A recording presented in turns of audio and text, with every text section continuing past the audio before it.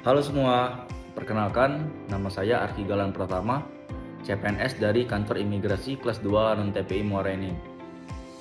Hari ini saya akan sharing dan berbagi pengalaman belajar terkait analisis isu kontemporer dan konflik kepentingan.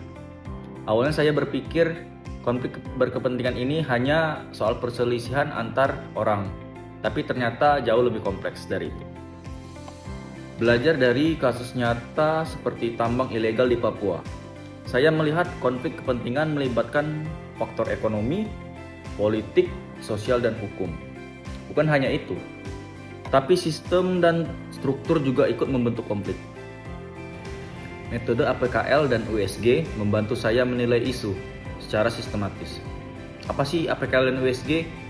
APKL aktual, problematik, berdampak luas, dan layak dikaji. Sedangkan USG itu sendiri merupakan urgensi, keseriusan, potensi pertumbuhan. Ini membuat saya bisa menentukan isu mana yang benar-benar perlu perhatian.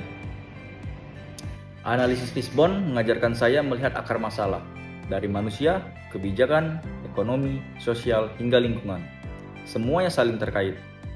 Saya menjadi sadar penyelesaian konflik tidak bisa tunggal dan harus secara holistik. Belajar gagasan alternatif dengan MC Namara membuka mata saya. Solusi terbaik biasanya kombinasi dari strategi-strategi. Contohnya, penegakan hukum yang dapat memberikan efek jera. Lalu terdapat pemberdayaan ekonomi masyarakat sehingga mengurangi ketergantungan ilegal. Dan juga ada mediasi secara sosial yang dapat menyelesaikan konflik secara damai. Pendekatan ini saya rasa lebih adil, partisipatif, dan berkelanjutan dibanding hanya menindak pelaku itu sendiri. Pengalaman ini melatih saya untuk berpikir kritis dan lebih analitis.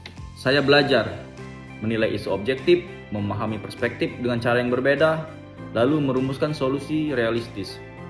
Selain itu, saya juga memahami pentingnya transparansi, akuntabilitas, dan keadilan dalam pengelolaan konflik kepentingan ini. Singkatnya, pengalaman belajar ini bukan hanya menambah pengetahuan, tapi juga membentuk cara berpikir saya menghadapi isu nyata.